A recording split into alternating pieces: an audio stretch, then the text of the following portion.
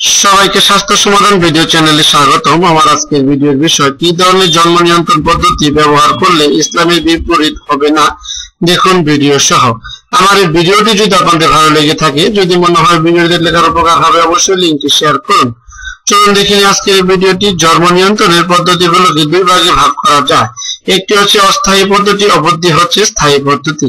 অস্থায়ী পদ্ধতিতে তাদের জন্য যারা সন্তান নিতে ইচ্ছুক, যারা নতুন বিবাহ করেছে এবং তারা সন্তানের পরে নিতে চায় এবং যাদের একটি বা দুটি সন্তান আছে, তাদের মধ্যে 1 বছর বা 2 বছর ফাঁক রেখে সন্তান নিতে চায়, তাদের জন্য অস্থায়ী পদ্ধতি।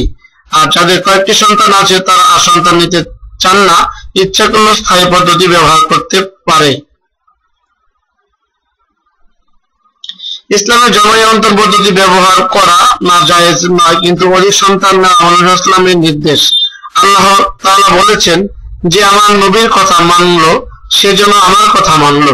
সন্তানকে খাওয়াতে পারবে না, সন্তানকে পড়াতে পারবে না, এরকম চিন্তা ভাবনা করে জন্ম নিয়ন্ত্রণ করা বৈধ নয়। আপনি অস্থায়ী জন্ম নিয়ন্ত্রণ পদ্ধতি ব্যবহার করুন, এটি ইসলামের বিপরীত হবে না। এ সম্পর্কিত আমাদের অনেক পোস্ট আছে, দয়া করে সেগুলো পড়ে নিন।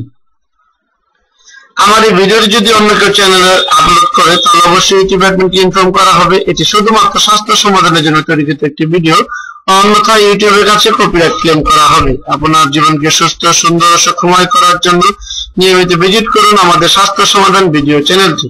এতক্ষণ কষ্ট করে ধৈর্য ধরে আমাদের ভিডিও দেখার জন্য স্বাস্থ্য সমাধান ভিডিও চ্যানেলের পক্ষ থেকে আপনাদেরকে ধন্যবাদ। দেখা হবে পরবর্তীতে কোনো স্বাস্থ্য বিষয়ক ভিডিওতে। সে পর্যন্ত সবাই ভালো থাকবেন, সুস্থ থাকবেন, এই কামনাই করছি।